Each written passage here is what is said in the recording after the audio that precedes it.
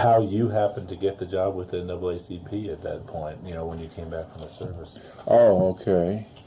I came back home after staying in Maryland for about 6 months after I got out of the service, and I looked around for a job, and a position came open with the Atlanta branch NAACP. They were looking for an executive director. So I applied and got the job. And I was there for about a year, and a position opened up with the national office, working as the Georgia field director, staying here and working as the Georgia field director. So I took that. And why did you shift from the one to the other? Atlanta. Yeah, from the Atlanta to Well, the it was a better paying position, and you had the whole state of Georgia to deal with, you know, as opposed to. Okay. What had sort of got you interested in NAACP jobs anyway? Well, I saw that in the paper, and I said, this is for me, you know. And I was civil rights oriented anyway from the time I was 17 years old. We organized a little boycott of the Bailey Theater chain here in Atlanta. As you know, they had our theaters, and then they had the white theaters. Our theaters weren't maintained.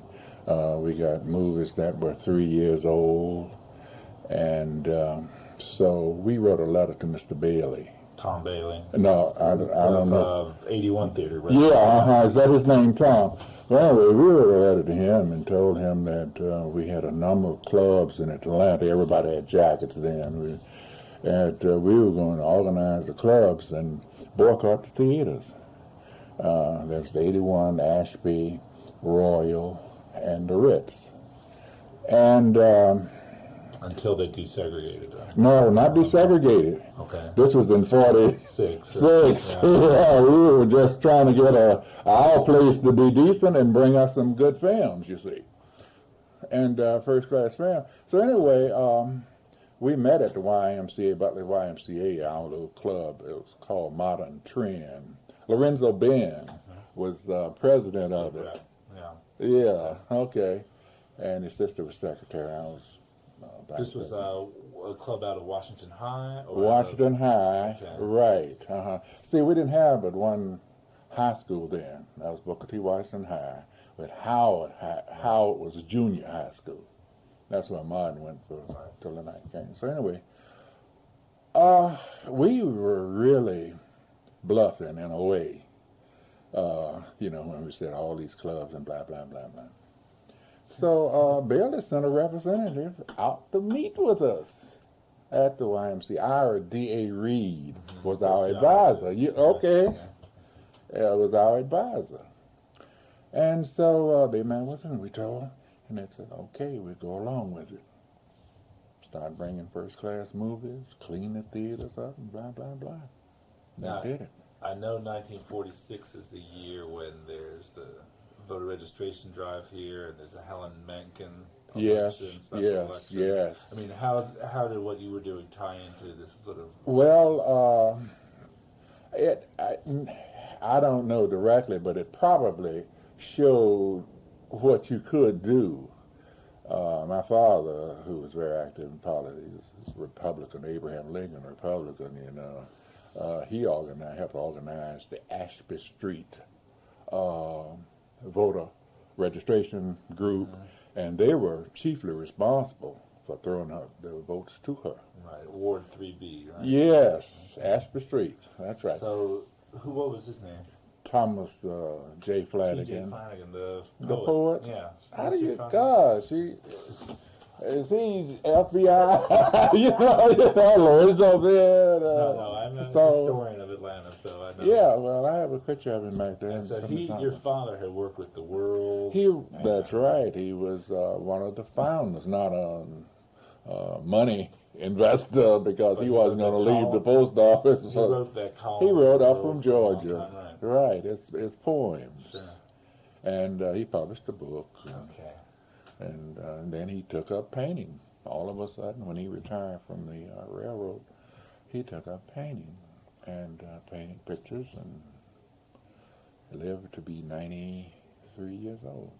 Well, didn't die too long ago. That's right, in 80 Christmas of 83. Okay. So you know him, yeah. All right. Well, that gives me sort of a whole different slant on your own background. Oh yeah. You were as a child coming up, you had contact with Oh yeah. the major political figures here. Absolutely, John Wesley Dobbs, even Davis, B.O. Davis Jr., not the general, but the guy who was the political force here, Sure. who published the Atlanta Independent. Sure, Benjamin Davis. And my father wrote articles for that too.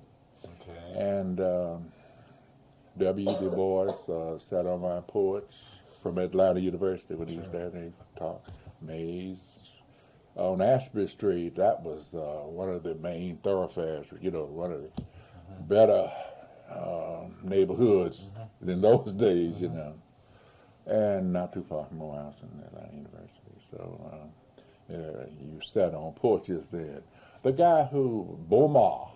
The Postal Alliance, I don't know him. organizer of that union, Postal Alliance. Uh-huh. He used to come to our house and sit and talk. They would discuss various things. He looked like an Indian, And so that's how I got my orientation. Plus, I went to Morehouse. And after the war, too, the GIs came. I didn't go in at that time. And it was kind of an activist. We're not going to take anymore, I don't think the role of the GIs, returning veterans, has really been talked about. But it did make a difference. I think after World War One, Yeah. the same thing. And boys in France, and everything. As a matter of fact, whites were very concerned about returning World War One veterans. Sure. He's been exposed. The white women. Yeah, white women, and then a little freedom too, and everything. I know Bob Thompson, I believe, was involved as a returning veteran right after that's that right. time. That's right. What do you remember about that special election, the Helen Mencken election? I don't remember a thing about it. It didn't. I was so young that it didn't register with me at that time. What about the state Republican Party? I mean, who was in the Democrat? Who were Democrats? Okay, we could not. My father, they were Republicans. First of all, they were Abraham Lincoln Republicans, and that was the only party that would accept them. The Democratic Party was white primary, Sure. and they, that was broken up in the Primus King case, the guy from Columbus, the suit. So then black people respected FDR, of course, because of what he did, but they couldn't vote locally Democratic Party, so we had strong Republicans, and most of your black leadership. It was called. You said there was actually a club called the Abraham Lincoln. No, I was just to show the part of Lincoln, and John Wesley Dobbs was active. How about Colonel Walton? Colonel Walton. Was he a Republican? Yeah, well, he was a Republican early turn Democrat. What about Baycoat? Baycoat, I think Baycoat was Republican. But see, in Atlanta, after a while, you had the non-partisan elections anyway. Do you remember that, the establishment of the Voters League? Oh, yeah.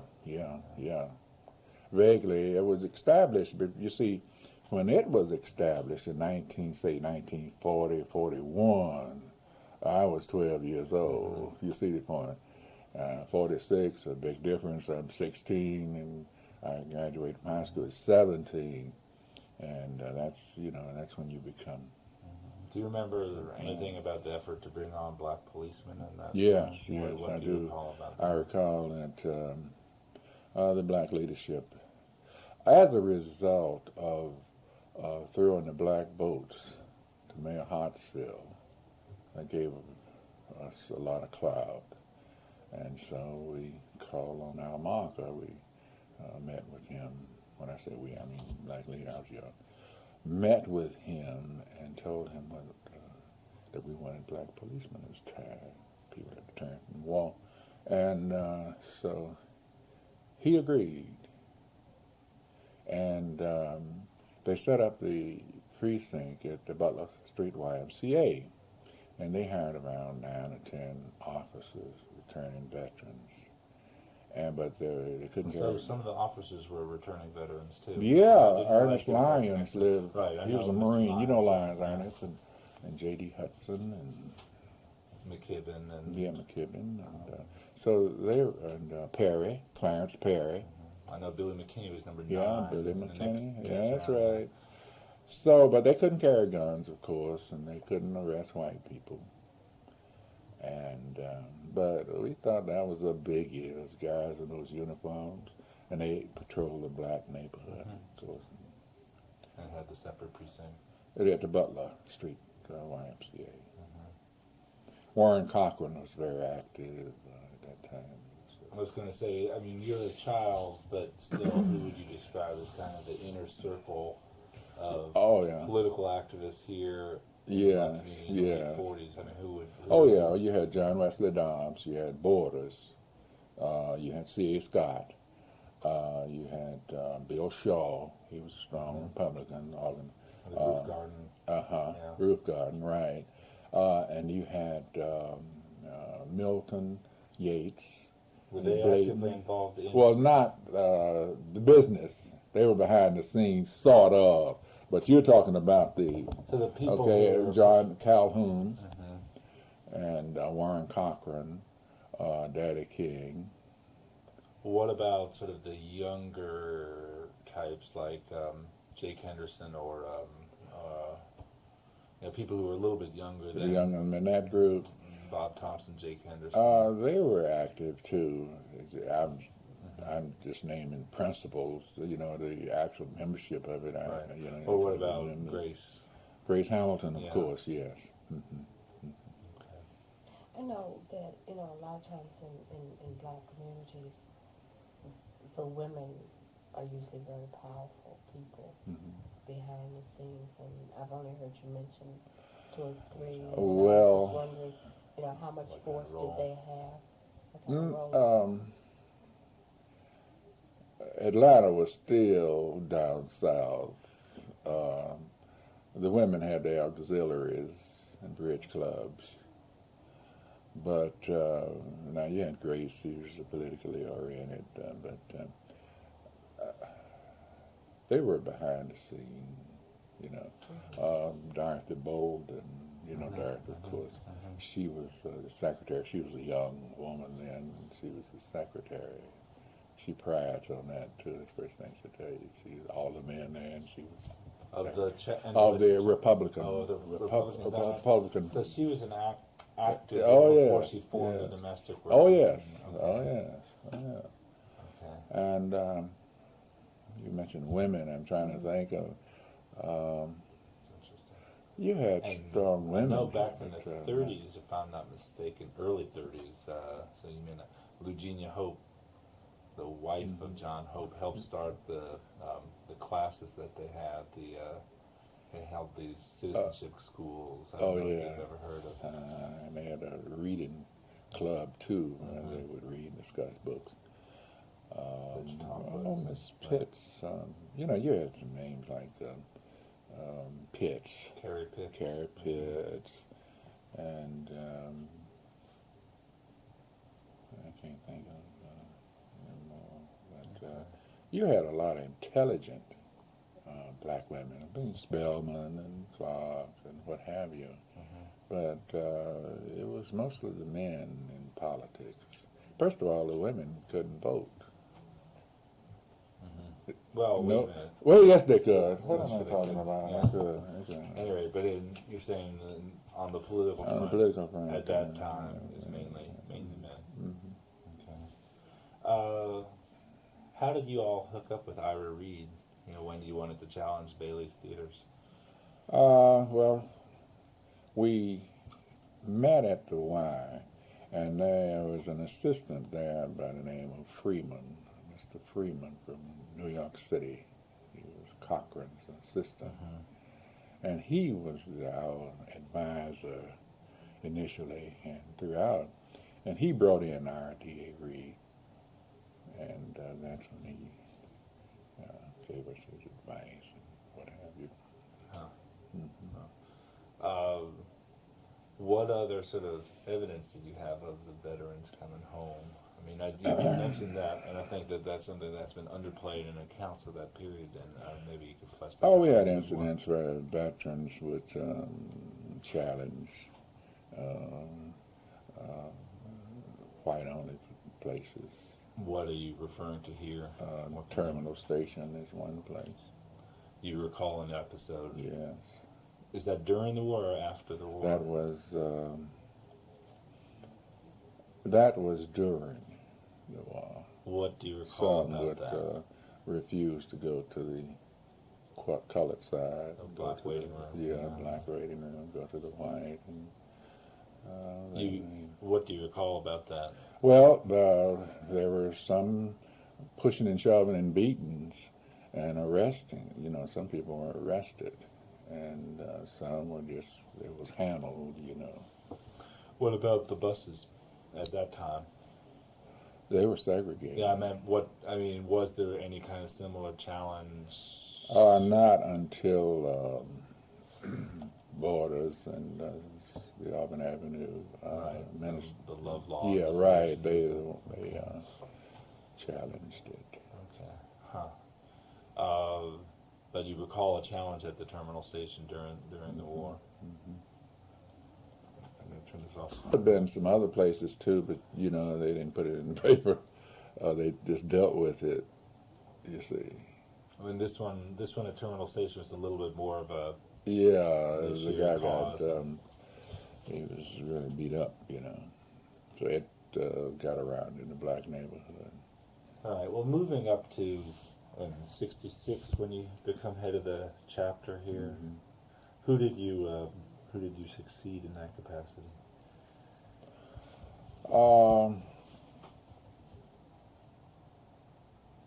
I don't remember.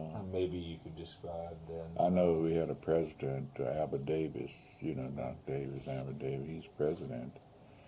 But the person who was the executive director wasn't there when I came on board. I'm wondering if they had one. You see. And then who were some of the other sort of major figures at that time in the NAACP here in Atlanta? Oh, well, we had the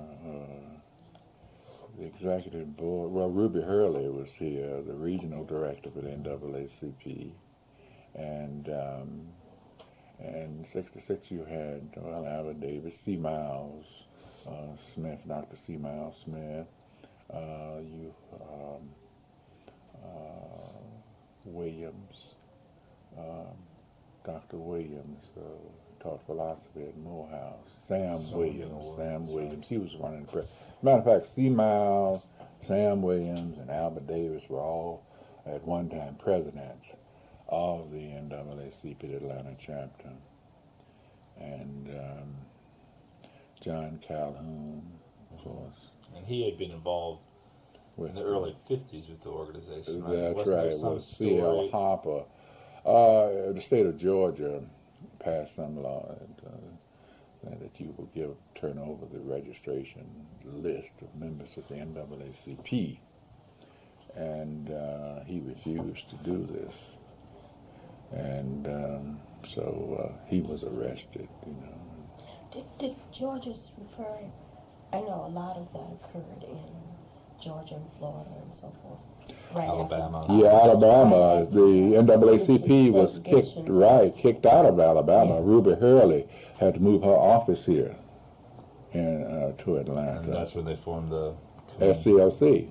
SCLC and also the Alabama Committee on Human Rights. or Yes, whatever. yes. Yeah. And incidentally, NAACP, and Joe Lowry mentioned that organized the SCLC. But it wasn't just bad in Georgia then. I mean, it wasn't a You were severely. out- No, in not as Georgia severe in compared Georgia to- as Alabama. Right. In addition to that, you had more activist work going on in Alabama. Selma, you had Birmingham, Montgomery. Right, sure. You see. Okay, when you got on board here, what was the chapter here doing? What were the major Major police brutality and affirmative action, getting more blacks hired, city government, and also companies in Atlanta. We filed charges against Lockheed and took them to court, and we won that case. And also we worked with the postal workers and several other companies on hiring and promotion of blacks. Georgia Power Company, we initiated that suit to encompass Atlanta, but the Justice Department wanted to do the whole state, so they joined in and took the suit over. We were Georgia Power statewide. Yeah, Georgia Power statewide. And equal opportunity complaints to the EEOC. We facilitated the processing of those, you know. Okay. And, When you moved to the state then, sort of your activities are specifically voting, or are they broader than? broader than voting. Okay. Right. First of all, we started off with an organizational campaign to organize more chapters in Georgia. We didn't have but 15 when I came on Is that board. right? Because now what happened after the war? I know there were lots of little chapters that were founded, and then what happened to those in the intervening 20 years? They just petered out. They were blacks were scared out of it, for one thing. When I took over the state, this was in '68, and this was during Martin Luther King and after he died. A lot of chapters that facilitated a lot of chapters. Sure.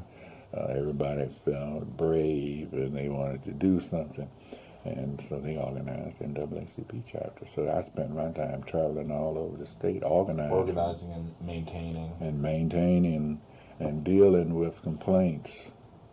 And as I look back over it, I wonder, was it me? You know, I wonder, was it me?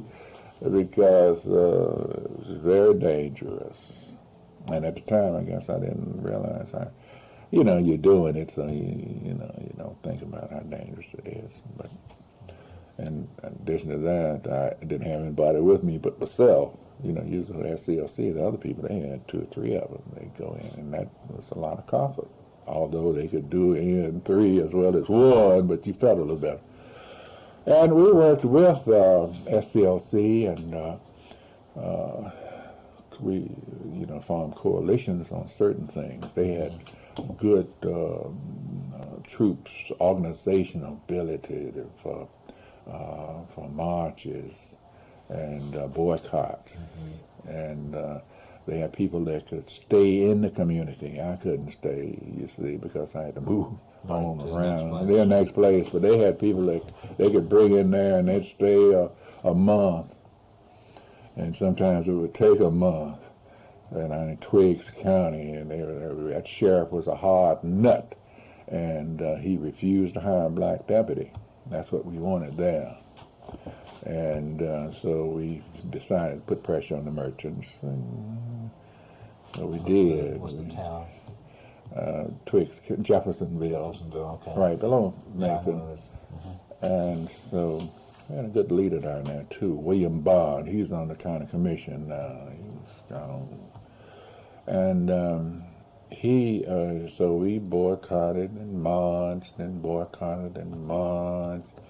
But the sheriff had been there for some 26, 27 years. Strong. He controlled the county politics, which is true of most sheriffs in small towns. In other words, he controlled the county commissioners because he caused them to be elected, the mayor and so forth. So we had talked to the mayor and all, and tried to get it. They couldn't do anything, so we kept. So finally, the business fathers told the sheriff, asked him, pleaded with him if he would give in. So we met with the sheriff, and he said, nobody is going to tell me what to do. Now, I have already decided on hiring a man who I have known since he was a little fella. I know his folks and everything, and we had one of our demands, we wanted to hire the guy. We wanted to pick him out because we said we didn't want anybody just to bring the sheriff Coca-Cola. So we didn't want a Coca-Cola bringer. So anyway, the sheriff saw that as a kind of a compromise, you know, save face. He said, I'm going to hire my own person. And he told us about this guy in the background. Right? So he hired him. Well, we had some mixed emotions about him because he hadn't finished high school, and you know, the town people, they say, yeah, I don't know. So anyway, he had this guy, and he was the best deputy we ever could have picked. You know, he started out by telling the sheriff, he said, I'm not here just to bring you Coca-Colas. I'm here to be a deputy, and I want this and I want that. And then the sheriff gave him, the thing worked out fine. Does a situation like Twigs mainly come up? Would they come up, or would you sort of, you know, go into a community first, or how would a situation like that? A lot of times we would organize the protests, and then other times local people. So the issue was there; they came to you. Yes. The chapter might have been there. Yes, and sometimes the chapter wasn't there. In the case of Twigs, we didn't have a chapter there, and we organized behind that. You see. Do you remember when Twigs? The Twigs was in 68, 69. Okay. That was one of your first major campaigns after you came on board at the state level. Yes, and we also, I got scared to death on that one too, my first, and what happened was the merchants decided that was a secondary boycott. Mm-hmm. And it was. So they hired this firm out of Macon, and a firm known to be that type of litigation, and they filed in court. So we got Bobby Hill, and I had to call the national office to tell them that a case had been filed against the National Association, you know. I hadn't told them of my activities down there, that we were boycotting and marching, you know, so caught up in it. So I called Ruby Hurley, you know, I said, Ruby, I said, they filed charges against him. So she said, well, call Gloucester Kern, you know. And, you know, normally she would handle that. He's her boss. She's the regional director. You see, so she said, you called it.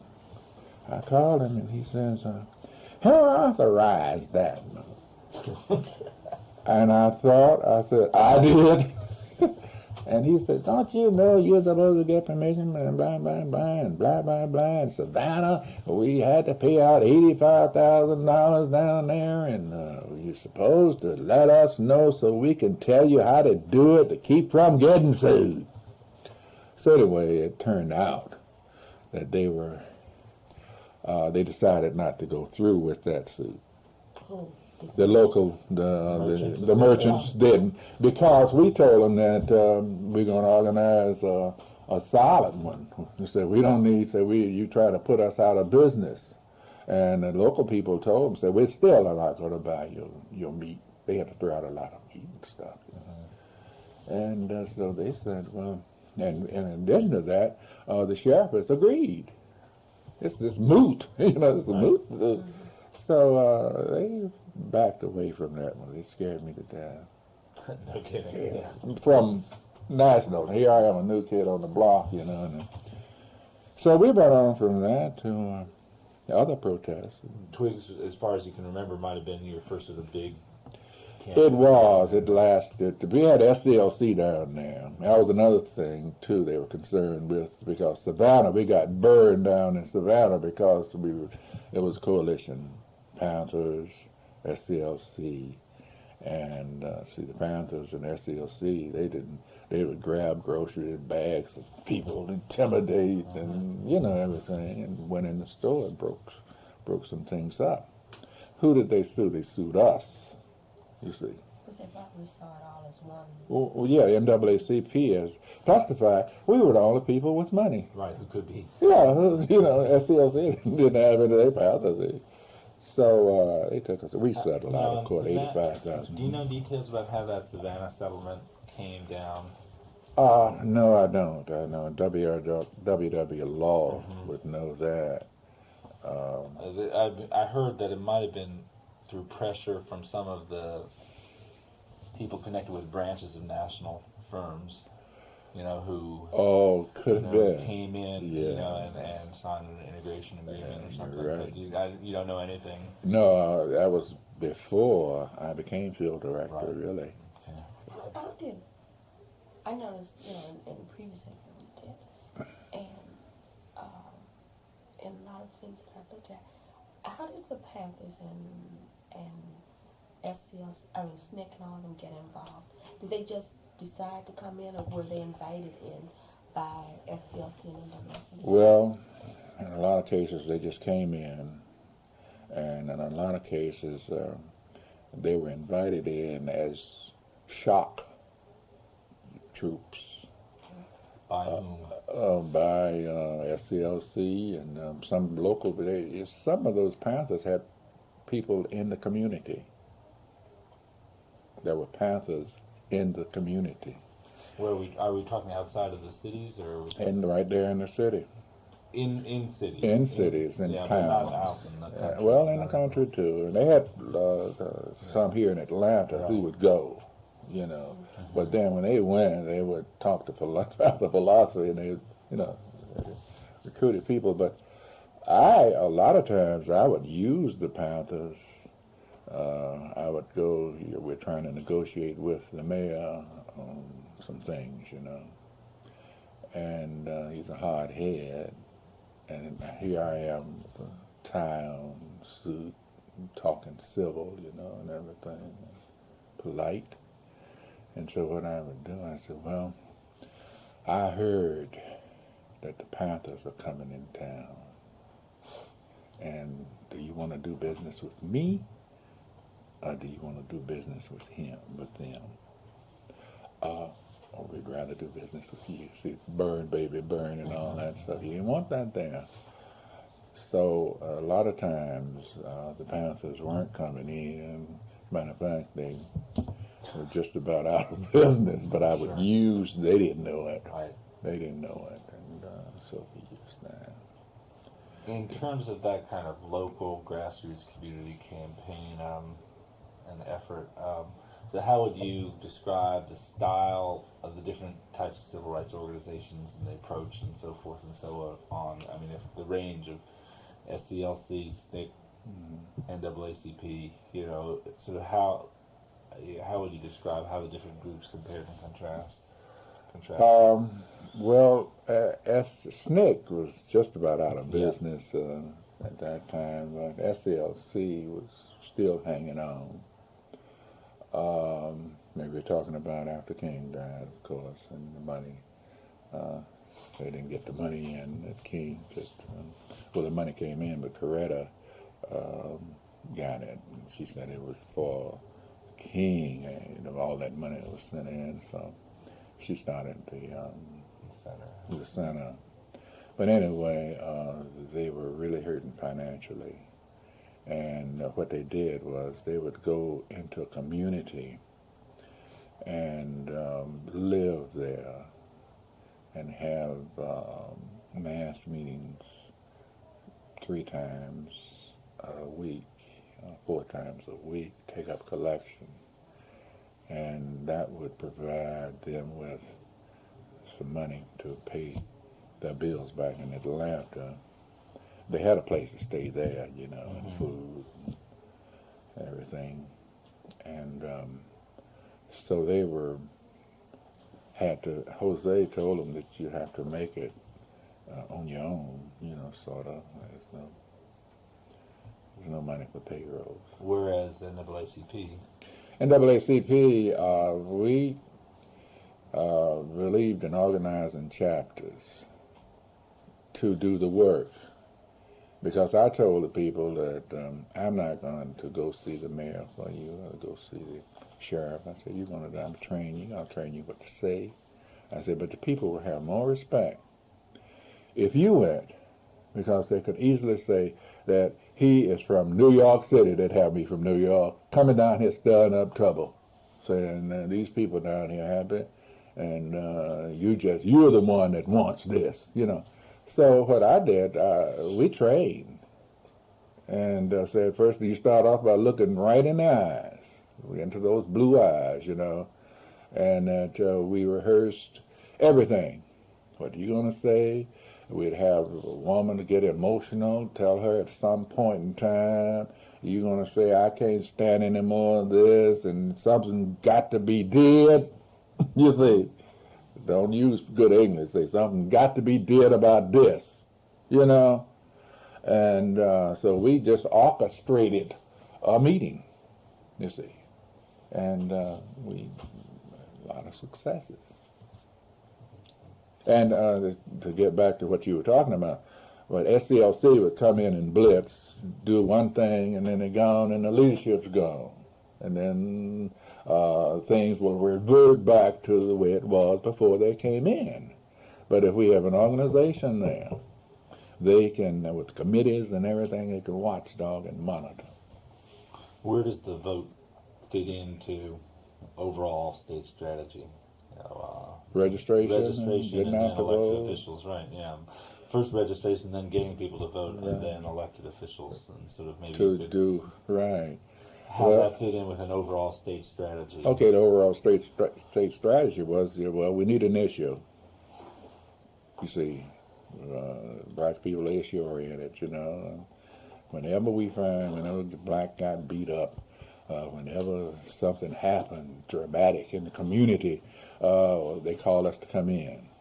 So we'd come in and have this big mass meeting and singing, and we have 4 or 5 speakers, you know, and everything, and working everybody up. And then we say, well, we want to organize a chapter, and we want to also do voter registration. We'd explain to the people that you wouldn't have to call us in here if you voted, and so forth and so on. And so we pushed voter registration along with Organization. Yeah, because as I said, we need somebody to get hit over the head to get black people interested.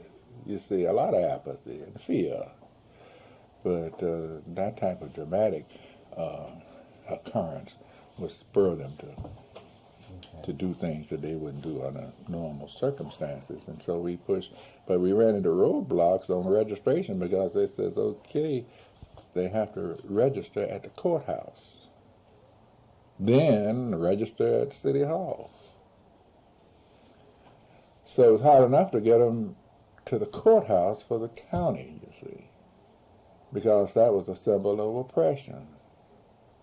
See, blacks saw their loved ones go in that courthouse and they get railroaded, beat up, and sent out to a chain gang. And they didn't go there unless they had a very pressing reason to go to the courthouse.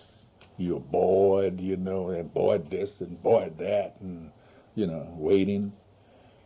So that was an obstacle to organize them, take them there, stay with them, and have them fill out the forms. That was another thing, too. Bill is, intimidating.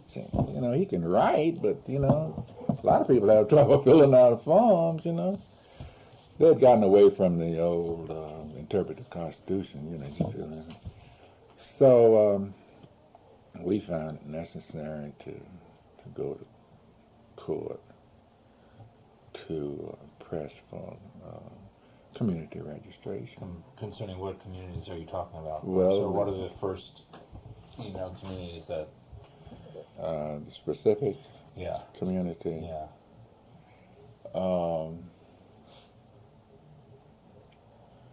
Brunswick, Twiggs, Macon. Okay. Macon, Georgia. Those were some of the first communities Forsyth, that you tried to. since '68, yes. Okay. Forsyth, Tifton, Yes, Forsyth, Georgia, Monroe County. Monroe, Georgia, Forsyth. yeah, Forsyth, County. Georgia, right. I know where. Yeah, okay, down South. near Macon. Yeah, right. Just north of Macon. Down there. And Open Cordele, Crisp County. yeah, right. Mitchell County, Okay. Albany. So 6 or 7 places early on. Early on, right. And the first suit concerning voting after voter registration and after you got on is concerning community registration. Right, community. Well, actually, it wasn't a suit. We went to the Justice Department, the voter division of the Justice Department, and we told them of the situation, and they were able to help in getting county registrars in some cases to allow community registration. Was this the national? Black deputy registrars. Was this the National Association, or was this done through the local? In connection with, it's state and with the help of the national office, we were able to get some county registrars to do it. At first they said, we will come and do it. Justice Department. No, Who? the registrar Oh. said, we will come to the place To do it. To the, Not going to let to you the do whatever, it. Yeah, but to the school, but we're not going to let you do it because you can manipulate. You see, you can do this, you can do that. And, these things are supposed to be.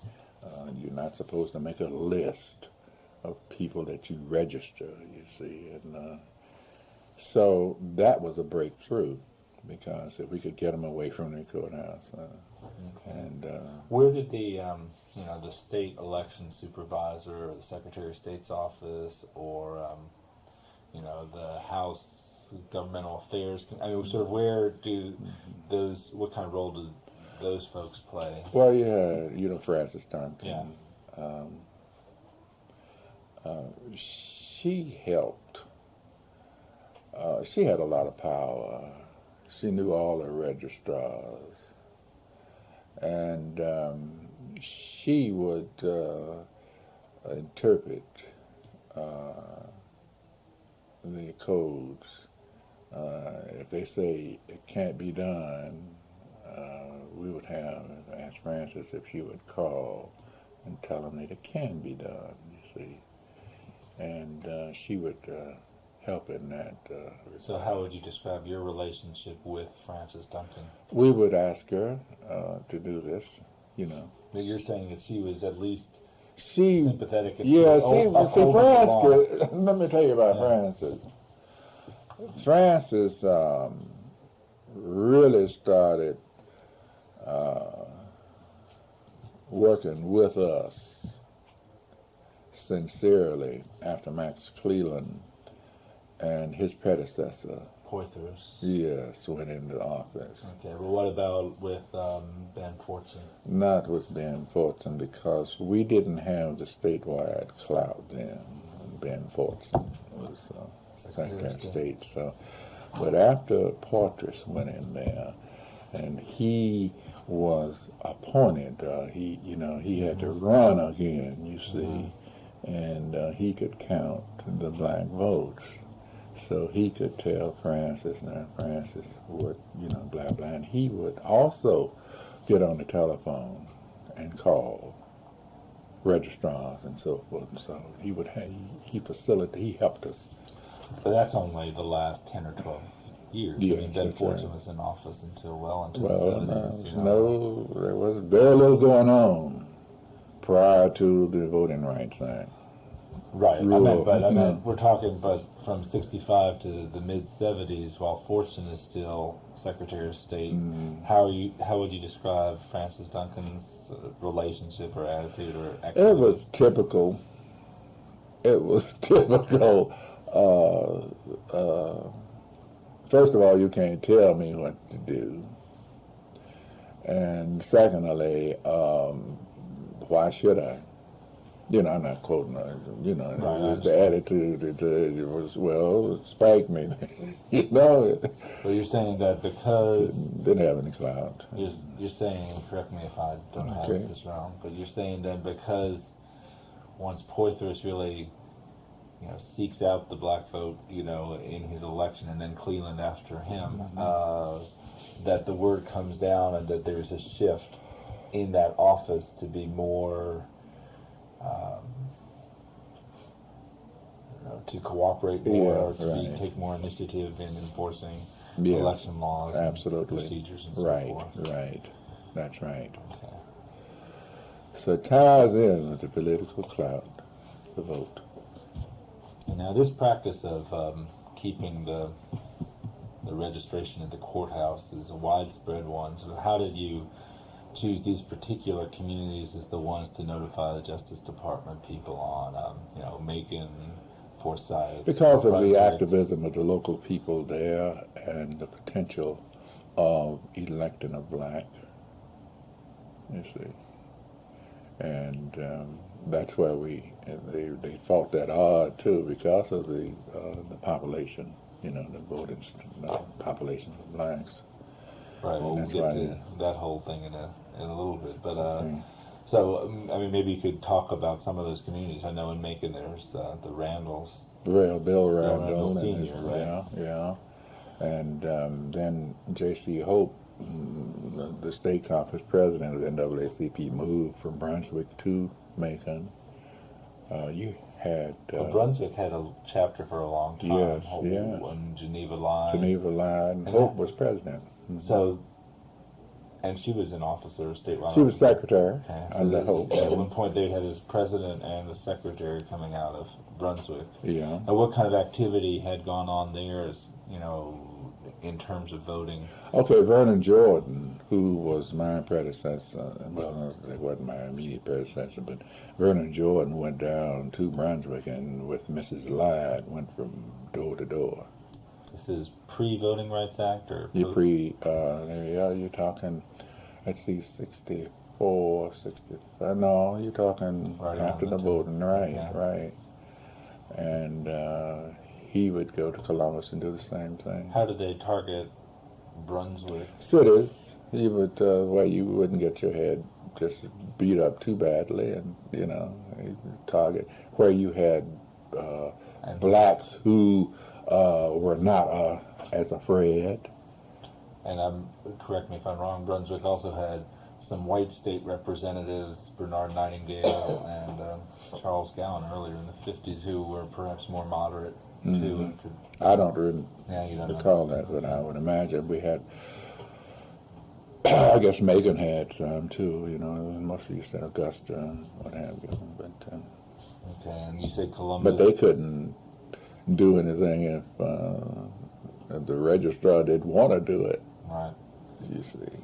And what kind of range do you have at the local level with the registrars, with the election officials?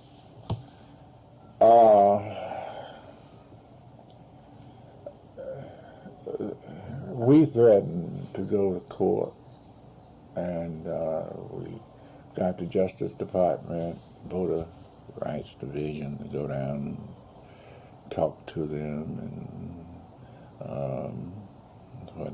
coercion, I guess you would call it, because we never really got to court until 83. Which was 83. And that was when Cleland was in there.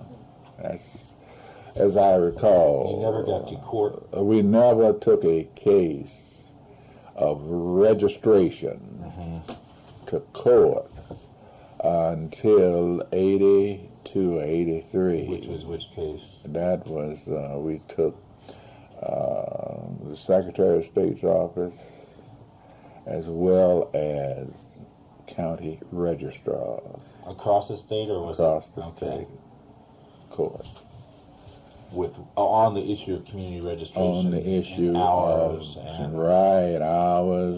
We maintained that they were trying to deny blacks the right to vote by these means. We said that blacks don't get off from work. They said, well, we're open till 8 to 5. We said, we were out there working, and we don't get off until 5 o'clock. And we can't, so we need Sunday registration, need Saturday registration, and we need after-hour registration, you see. And in addition to that, we also pointed out that the courthouse is a symbol of oppression in our blacks. where was that case argued It was argued in Atlanta. before I've forgotten the judge. with what outcome? A withdrawal of the suit. Matt Cleland was Secretary of State. And this suit was brought by the NAACP Legal Defense Forum, along with the Voter Education Project. I was part of the Voter Education Project also. And it was heard, and we didn't hear anything from it. And finally, the lawyers from Legal Defense and the state attorney got together and agreed that a sufficient amount of effort had been made to turn things around. See, Max Cleland, during that time and a little before the suit, I was a little sorry that the suit had to come up during his time because he had started putting forth some effort. But he had to sue the Secretary's office because he had overall, and then to be included them. And Max maintained that we should have just sued the county registrars and left them out of it, you know. I'm sure. So he was kind of Yes, you know, he was very, very angry. As a matter of fact, when I see Max now, we were great friends, and when I see him now, I think about it. Just Curtis Atkinson, you know, his Assistant Secretary of State is black, and we had worked together on a lot of things. So we brought Francis down to hold workshops and what. Right. He said, Don, he says, here I am working with you, working with that number. Francis comes down, Curtis comes down, Iowa comes down, and now you got him in court. Howard. Who's Howard? Oh, you said who came down after Curtis? You said Curtis would come down, Okay. and Francis Duncan, and I would. And That's what I would. yeah. That's all like Howard. Right. And and how can you take it? Well, we said, the Legal Defense Fund says, well, the Secretary of State has the overall responsibility. No, we don't have that authority. We can't tell them, you know, we can encourage, we can do this, and we can't, and the law. So we took him to court. And settled out of court. Yeah, settled out of court, really. Were the results what you expected? Yes, we got community registration, deputy registrars, and the one thing Columbus fought us on was Sunday registration in churches. You know, church and state and all that stuff. And Columbus, you're saying? Columbus, Georgia, Okay. didn't want to let us register in the church because of the idea of church and state. In addition to that, they felt that they tried to argue that a registration place is supposed to be accessible to all citizens. That's a twist on that. Yeah, it's a black church. You know, how many blacks members do you? How many white members do you have? You know, and how many? That's sort of an ironic little twist there. Yeah, and they see they used to vote in the Lions Club. You know, blacks who wanted to vote had to go to the Lions Club. Where you're And talking many to about go. there, I think you're talking about Moultrie there or something. Yeah, Moultrie and Mitchell. I think Mitchell County too. Ed Brown. I don't know whether you talked to Ed Brown. I will or not. at some Yeah, point. now you're going to get a lot from Yeah. him. Yeah, Camilla. Yeah. Okay, well, so in the intervening years, in terms of community registration, you said you used coercion and contact with the Justice Department. Did those people shift over the years, or were they mainly the same people? What kind of relationship did you have with Justice Department people in Georgia? We Voting rights had, people. it never changed because we had, in spite of the Reagan years, we still, in Georgia I'm talking about now, we still had Jones, What, black guy, I don't know his name. who was the first director of the Voting Rights Division. And What's his first name?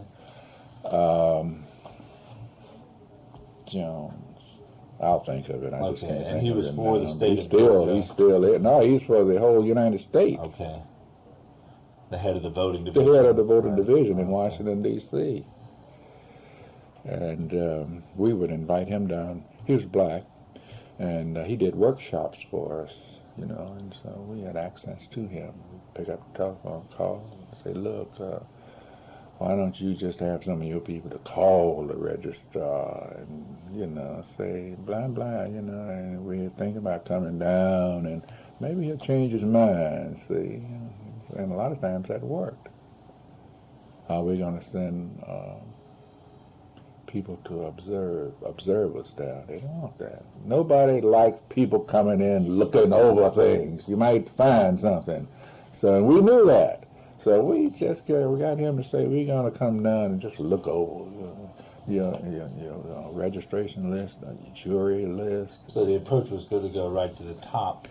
Right to the top, and they work with us. Now, you mentioned in some instances we did get political figures, white political figures in town to lean on registrars. You know, he was thinking about the vote too. You know, Which instances are you talking about? I can't think. Okay. Of it. So the first, it's not even a suit. You're saying the first sort of calling to the attention of Justice Department officials after you come on board concerning voting concerns community registration. Yes. But where's the next arena? And I realize that Oh, all this was kind of you said in overlap, voting, anything pertaining to voting per se. well, the next arena was redistricting. We found out that we put all these people on the books, and we couldn't get anybody elected because 5 people ran and everybody voted for the 5. So we had 2 running from, and the whites would vote for all the whites, and they had more votes than we had. So we found out that we better go to court. And first of all, we got the Justice Department to, right after the Voting Rights Act, a lot of counties and cities changed their voting scheme from at-large, from district to at-large, in anticipation of a large black registration. So they knew that what was going to happen. Yes. What could happen. And there were several. And so we got to vote. Well, our people out in the field identified those that changed, and we let the Voting Rights Division know about it. So they went down and said, you didn't submit Section 5, you know. It says that you have to Yeah, submit any change is submitted to them for their review. When they got the change, they would come to the NAACP or Civics Association and say, how does this impact on the black voting? So we got a lot of reversals through that means. Okay. And a lot we had to go to court. Well, let's go through some specifics because, again, while it's hard to sort of pay attention to the state as a whole, I'd also like to, if you could recall, specific cases where either the justice people intervened or where you had to go to court. Okay. In Camilla, Mitchell County, we had to go to court.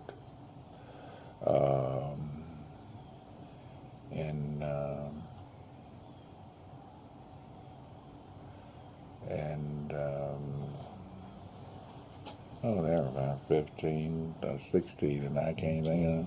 But those 2 specifically. Camilla, you're talking. Yeah, Camilla, which included Mitchell County. I have a list in there of them. But Well, I just what can't do your call think. say about the Mitchell County case? Well, The history and the background okay. before that? Before that, we couldn't get any blacks elected, although Mitchell County and Camilla had a sizable number of blacks. After we got it reapportioned, we got 2 or 3 blacks on the city council. We got 2 blacks on the county commission, and a black almost was elected. Ed Brown was almost elected mayor, but he was defeated with the absentee ballots that came in after they saw that he was ahead.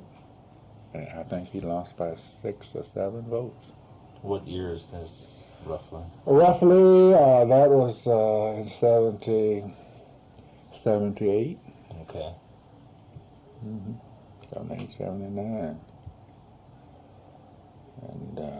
And so after we got places reapportioned, we were able to elect blacks.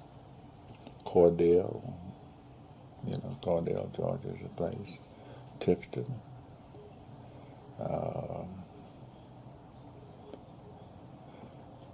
Just a lot of them, but I can't, right now I got a mental block. You all ever have with what was going on in Hancock County? Oh, Hancock County, we had a branch down there, and a young man by the name of John McCowan came over from Savannah, and he was under the auspices of Francis Pauley's group. I've forgotten the name. I'm getting Council on Human Relations. on the Human Relations.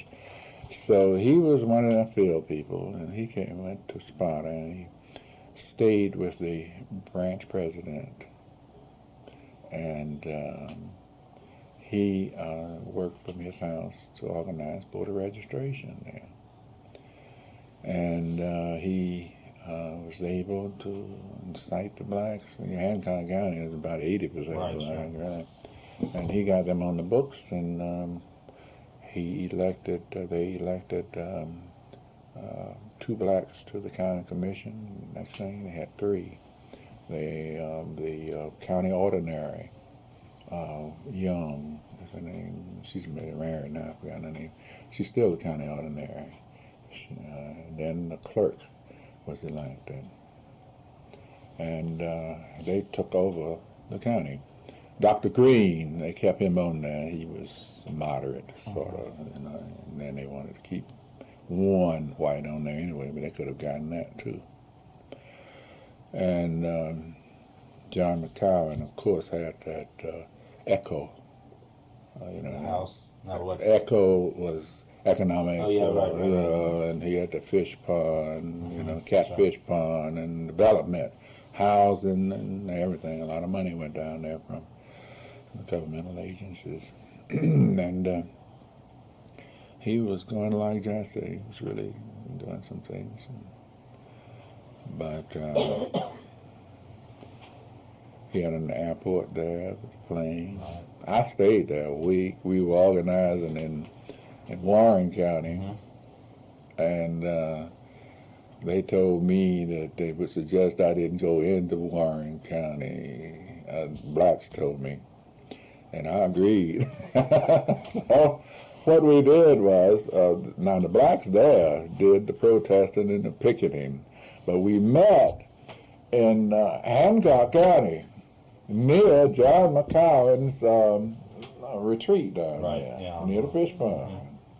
And so we would rally there, and I'd get up there and I'd speak fire and brimstone on what we were going to take and blah, blah, blah, And then I would go into the guest house and go to bed.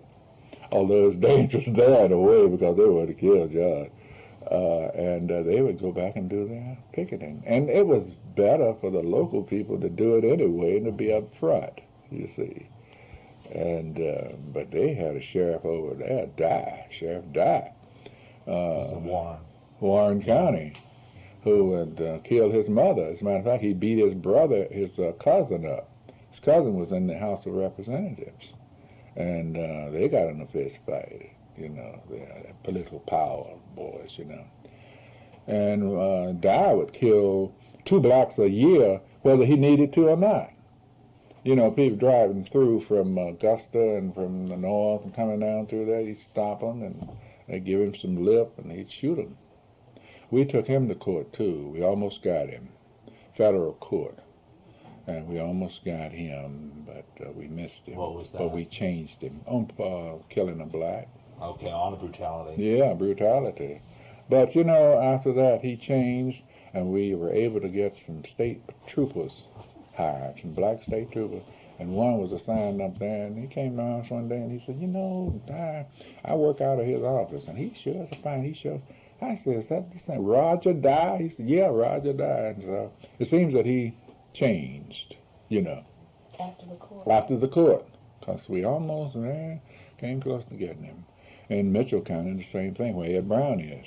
We almost got that sheriff, except we missed him because the deputy, white deputy, who was going to testify, was an alcoholic. And that was brought out, and none of his testimony was suspect, you see. Okay. But this guy, as luck would have it, the state attorney's office, they investigated his books on some money or something, and they were about to bring some charges against him. He resigned. Is that Arthur Bolton or was that No, Bowers? that was done Bowers' time. Okay. And he resigned, and every time he sees Ed Brown really stuck his neck out down there. This was in 68, 69, and he could have gotten killed many times. People would call Ed Brown and say, the kid would go down to the sheriff's thing, you're not going to do this, you know, he raised hell with that sheriff. That sheriff said, what kind of man is this? They had just gotten out from Vietnam, and he was afraid of nobody. So he was able to, it was good that Ed came because we needed a branch president down there. The other one... He was from that area? Yeah, Went from home? Camilla. Okay. He came back from the wall, and he was ready to make some changes there.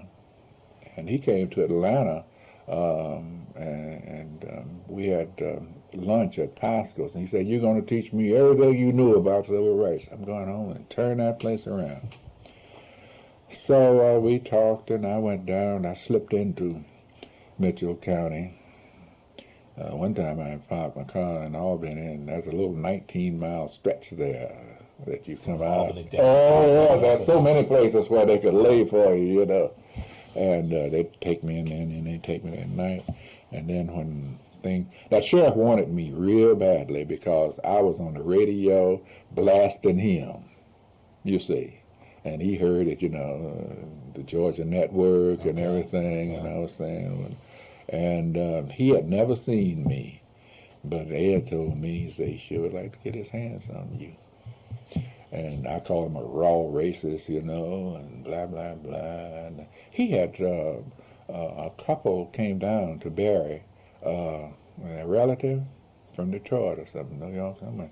And he stopped them and raped the woman. He wasn't the sheriff then, he was the deputy. And he raped her. And he beat that, you know. So he was, you know, he was on our list. So anyway, Ed took him home. And everybody would take their problems to Ed. He'd go down and see about it, you know. And He set up a chapter. yeah, set as up the that. head of the chapter. Head of the so chapter there in as Mitchell president County of as the- president. In addition to that, Ed moved into the white community in one of those 1920 houses there. White house, you'll see it when you Up get in there. Camilla. Okay, right across from this guy, a relative of the guy who was Carter's confidant, who's with Spaulding. He was right across. Turbo. Kerbo, right. His house was right across from Kerbo's kin. You know, and so Ed Well, what was his employment? I mean, how did he manage? Ed worked at Firestone in Albany. In Albany, right? Albany, yeah. So he couldn't be touched locally. He couldn't be touched locally, you see. So he would speak out. I mean, And Mitchell had a reputation of being worse than some places in Mississippi. right next to Baker They County. used to stop a lot of people from Florida who came. That used to be the route. The route 19, and they would lay speed traps and a lot of incidents there. But Ed turned that place around. And that sheriff now, when he sees Ed, I mean, he's not sheriff, of course. I think we have a black sheriff down there now. But this guy, Red, or whatever they call it, and he would go the other way when he saw Ed. Okay, I mean, once having started a chapter, talk with you, so forth and so on, then sort of maybe what are the steps in that process there that Ed Brown helped initiate? Oh, well, he would start voter registration, along with everything else he's doing, because, as I told you, we always needed an issue to motivate blacks. You see, sometimes I say, I wish I could hire a white guy to beat a black up down there. I just need that. And that's why you'll find that where you didn't have hard white pouncing on blacks, it's hard to organize a chapter. Number one, because they say, we don't need them. What's the trouble? What's the problem? Albany was like that. They knew just how much pressure to put. As a matter of fact, that chief of police, Pritchard, went around the country telling people how to handle blacks. Said, what you do, don't break no dogs. Don't you hit them. Don't do this. Don't do this. Just say, because they have short memories anyway. They let them just blow it all out, and then Monday morning. Okay, so what was the issue in Camilla? In Camilla, it was the sheriff for one thing. And the elections of blacks, they wanted black participation in politics down there. Those were the two. Brutality and a piece of the pie. And the sheriff helped us by acting the way he did. And when we almost, we had rallies behind the court action on the sheriff. And that caused blacks to register in great numbers. Even at the courthouse? Even at the courthouse. As time passed, we were able to allay their fears of the courthouse after they saw people go in there and come out whole. So another tactic, I think I mentioned it to you, they do is at the voter site, the police chief would come down and park, or they would arrest somebody, not for voting, but on something. And the rumor would spread around in the black community, they're down there arresting people who vote. I ain't going down there. Where are you talking about? In a lot of places. In a lot of places, that was a tactic. I mean, I was just curious, as you're saying, I'm sure it was all over the place. Yeah, all over, except in the cities, of course. You didn't have that kind of problem in a small town. Sheriff would go down and park his car there. You didn't have to arrest somebody, just stay there and just watch. Employers wouldn't let blacks off to go vote, you see. Well, there are instances of blacks getting fired because they went to register or to vote. I don't, right off the top of my head, not specifically, but it did happen. Registration and voting were threatened. But although that was the main stick that they wielded, teachers were afraid to get active. Preachers were afraid to get active. Were teachers in Georgia allowed to acknowledge their membership in NAACP? Yeah. Well, they put out the lie that they couldn't. Mm-hmm. They put out the lie you couldn't join because of the Hatch Act. What the Hatch Act got to do with them? Yeah. Well, if I'm not mistaken, your principal at Washington High, C.L. Harper, C.L. was Harper. a staunch member then. President of this local chapter, staunch, and the GTEA then, and that was back in the 30s, and he pushed it, and see how he was crippled, I didn't know that. Yeah, he walked with a limp. He was born in 1876, and he was an outstanding person. And even after he retired, you know, from Penn, he really got active in civil rights. He traveled the state. Back to Camilla, say, Ed Brown meets, a chapter is formed, mass meetings are held on these issues, Right. voter registration drives are started. Right. Then sort of how does the decision come about to sort of to run candidates? Okay, we say this, that blacks would need an incentive to vote.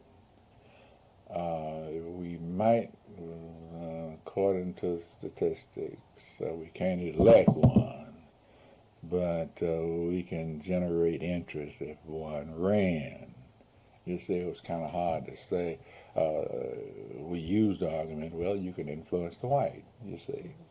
But that wasn't sufficient. We had to have a black face running, and we ran blacks.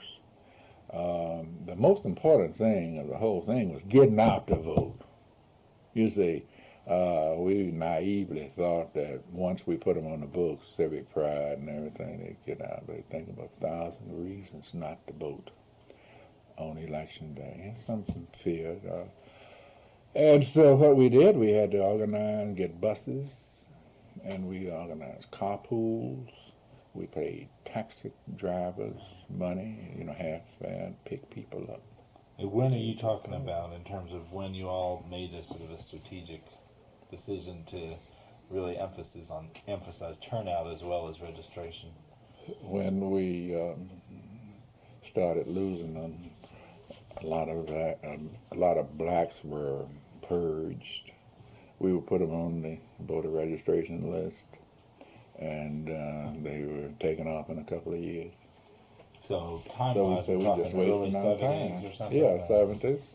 70s, right. Okay. Excuse me just 1 minute. All right. We were talking about turnout and so forth. I wanted to get back because you mentioned Okay. the statistics before. Maybe you could trace something of that history of how that debate about the figures needed to maintain a black elected official in office, it's now the 68%, but that figure is going back and forth, and maybe you could talk about How many it would take? yeah, to sort of how you review some of the thinking that's gone on that issue. Well, at first we thought that we could do it with 55%, but then we had to take into consideration old people and who were hard nuts to crack to get out to vote, you see. So we decided that in order to realistically ensure that a black could be elected, it was 65 to 68%. Who is the we that you're talking about? Or sort of We, Lachlan McDonald, they had on just about all of our suits.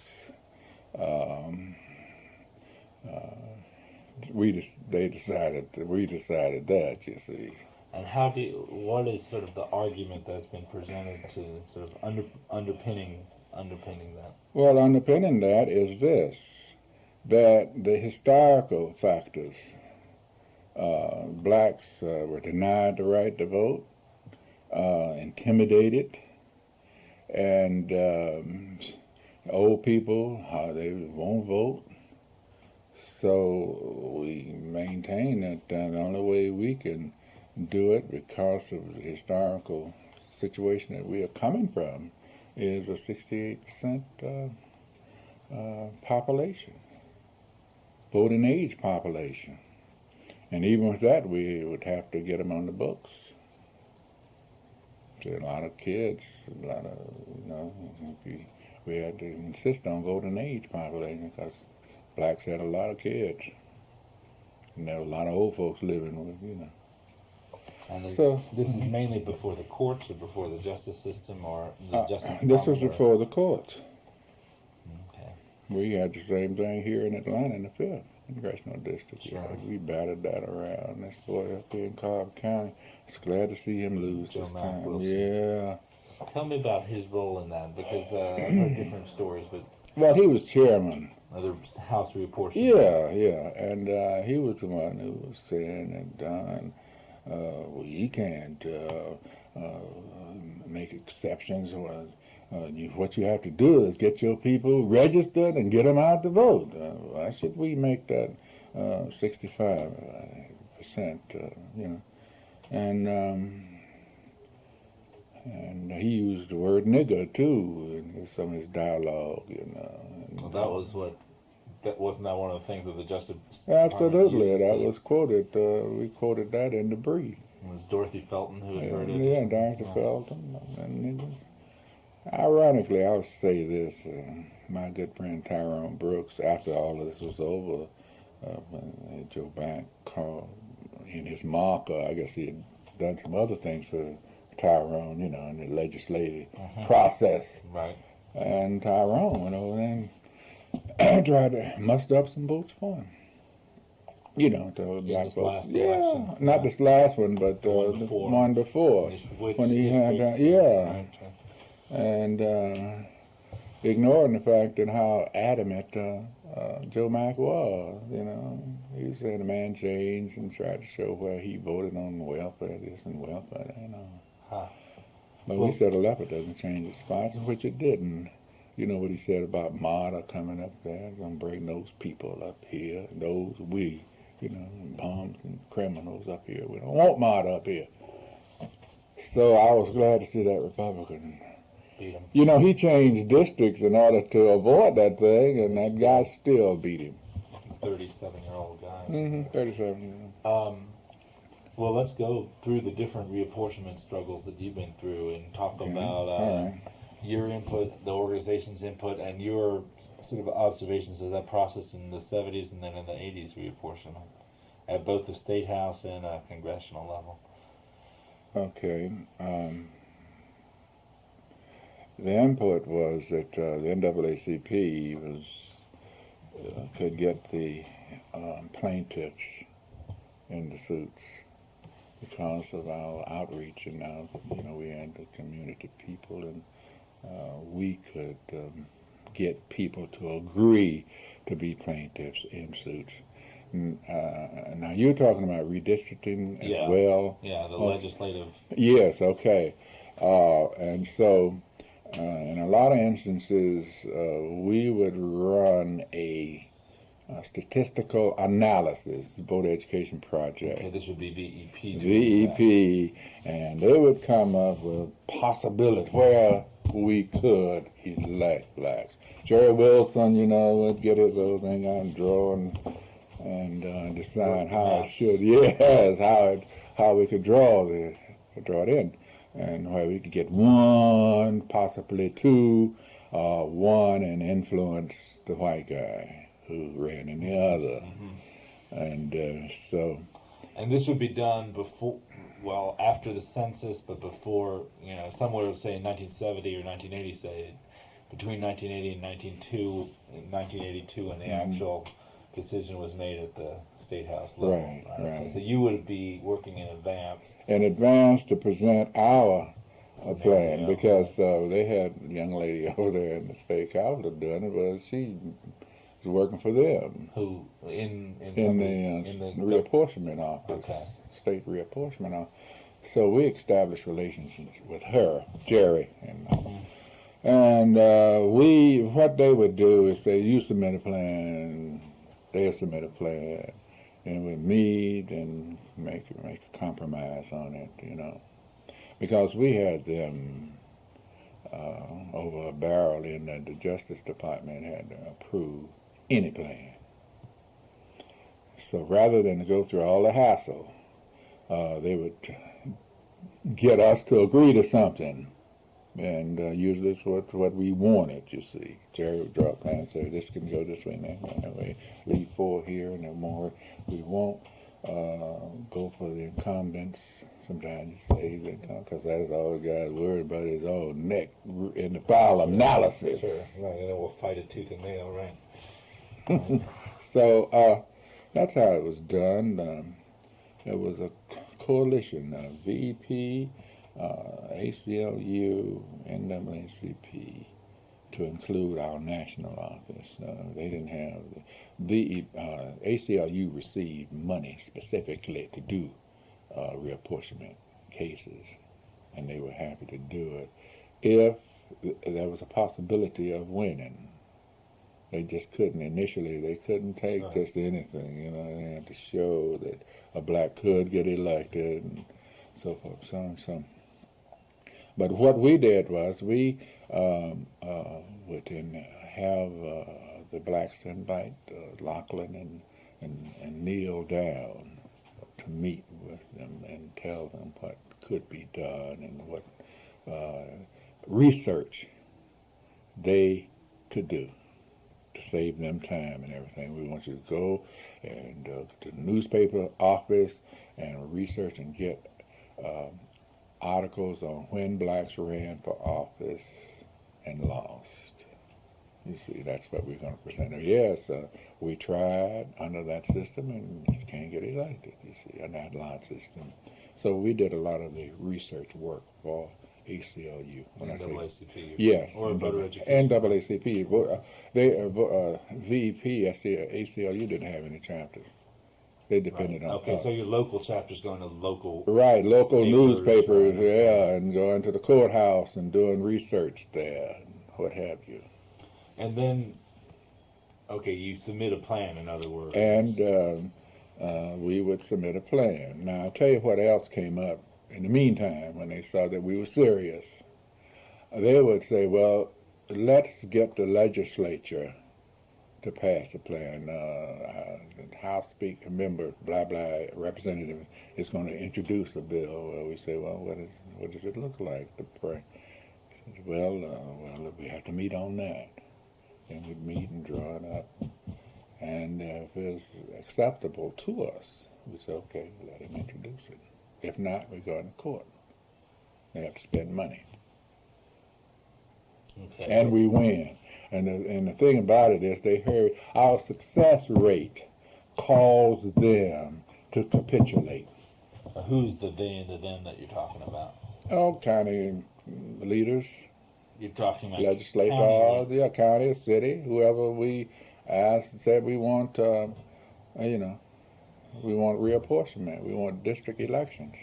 Well, how did the 1970 reapportionment compare to the 1981, the one after 1980 census?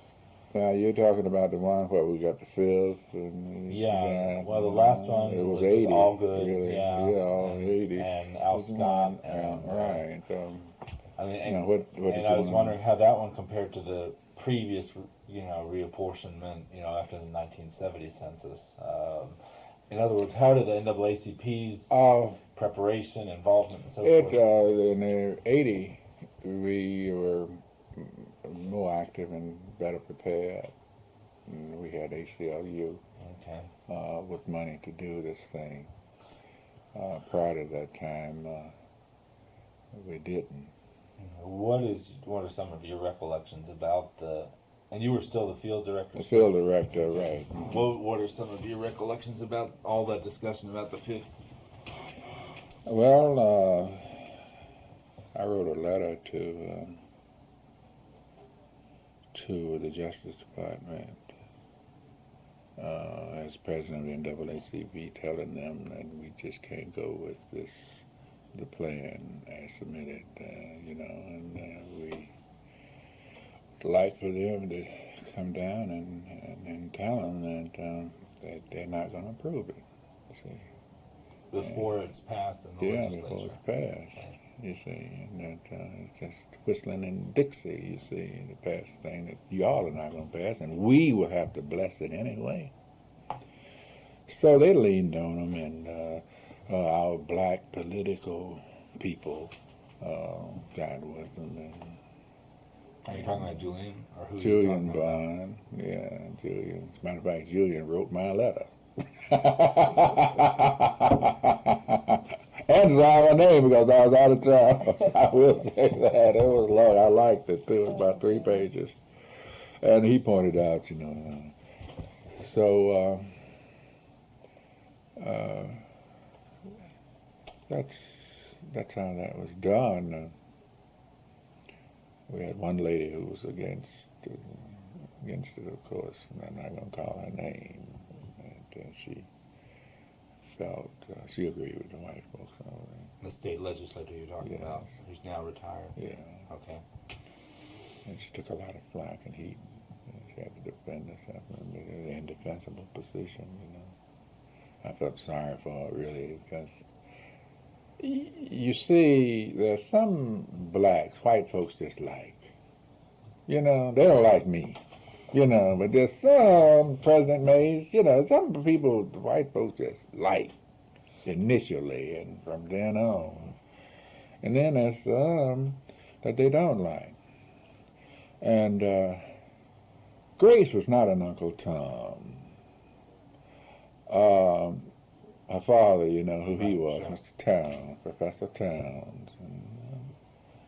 And she was the director of the Urban League back in the 40s, you know.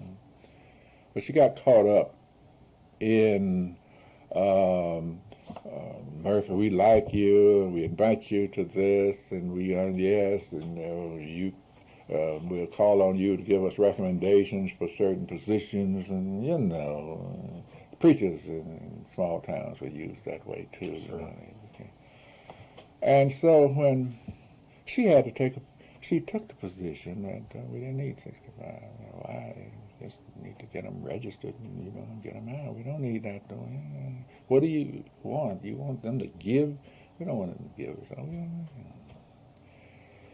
So she took a lot of heat, and we prevailed, of course, you know. But even after we got the numbers, we decided to leave Weish in there because there was no black around to beat Weish. Right. He had done his homework. He was the president of the city council. Right. He was on the city council, done everything right, voted right, did this right, and we couldn't take him out of there. He would have to agree to come out now. It was rumored that he said that he was going to step down, blah, blah, blah, and that Julian they had met with Julian, and they agreed, and John Lewis and all of them said, yeah, they agreed on this, so we're not going to let it, you know, heir apparent, we're not going to let him choose. You know. So Weiss stayed in that term, another term after the numbers were right, and then when he decided to run for the Senate, Then it opened it up. it opened up. Now, what kind of, and I know this is future in this interview, mainly is history, but what kind of thinking has been done about 92? Statewide. Or in terms of, well, yeah, in terms of congressional delegation and whether it's possible for 2 black congressional delegates from the state of Georgia, you know, under whatever redistricting goes on. We want another one down there in the Black Belt, southwest Georgia. We feel that we could elect one in Albany area. Moving down to Camilla, yeah, Baker Camilla, County, Baker, Terrell, we Dawson. got the numbers and everything. We feel that we'll go for that one. You think it's going to take a sort of a resurgence, you know, a new approach to getting blacks out?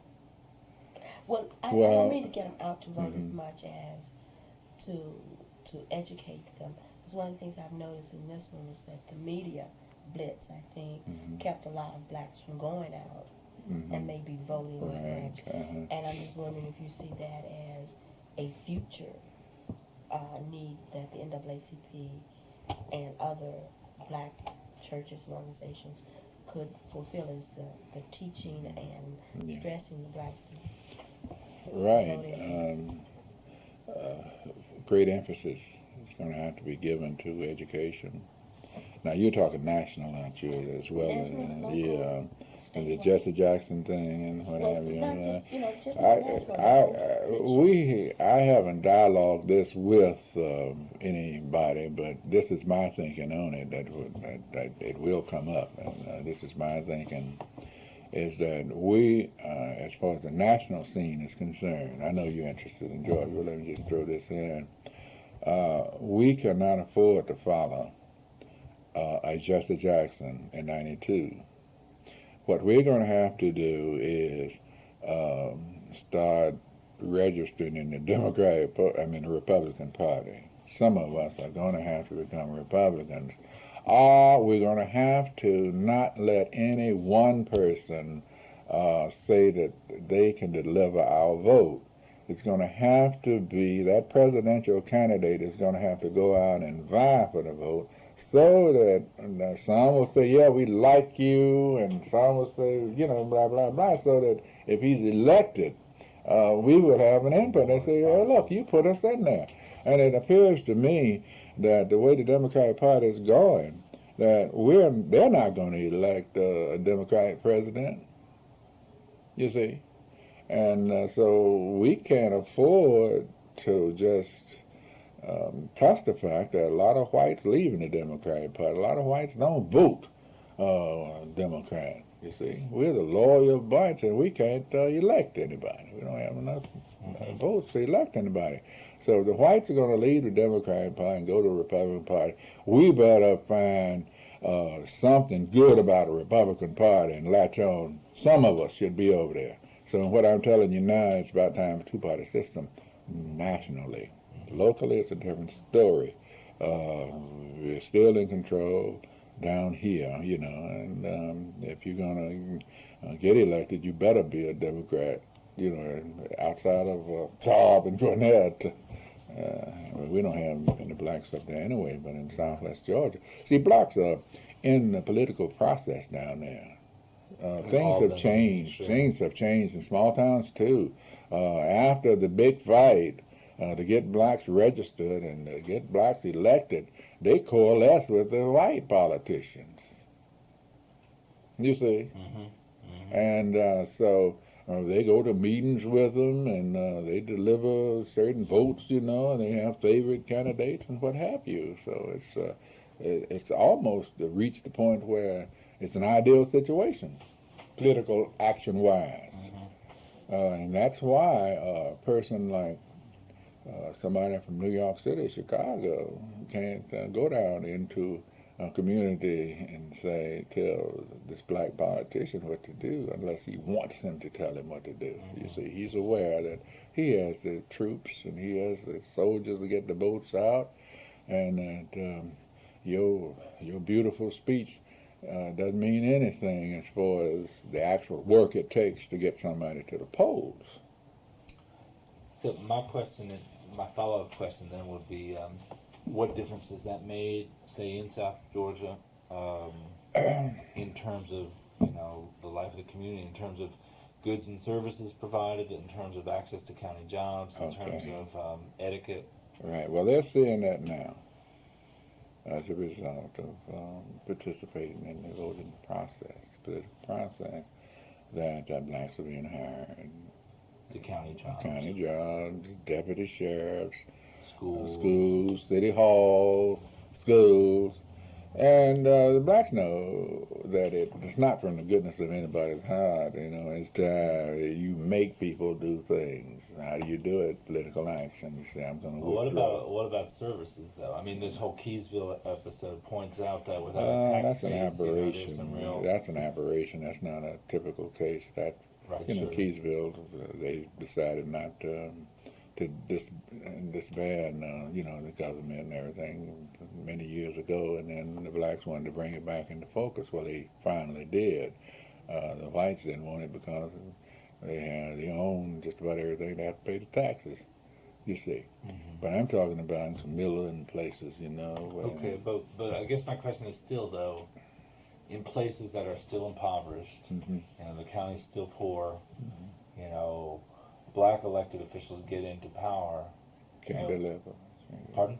That hurts us when they can't deliver, and it's a situation where it's almost an impossible situation to deliver, you see, because they don't control the purse strings. The feds have cut off the federal money, and the states say, well, we don't have much, and so as a result, the people are suffering. And where are you talking about particular places that you can think of? Anywhere, Stewart County, anywhere you find poverty. Things have changed in the last 8 years. And so the average a black who's impoverished would say, yeah, I voted and heck, things haven't changed. Why should I vote? You mentioned Stewart County for any particular reason?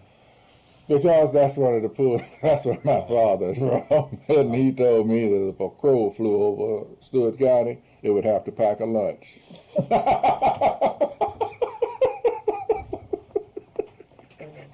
So that's poor county. Now, a black was elected to sheriff down there, but they got that thrown out. The whites got that election thrown out. But Stewart is 80% black. That's right up there. Webster, right next door, is 80%, you know. And but my point to you is, we ran into blacks saying, "Okay, you told me to register and told me to vote, and hell, I'm still hungry. And I still I have still water don't." coming That's out. right. And I still look up there and I can see the sky in my house. So what is this voting? You said things get better, and they ain't.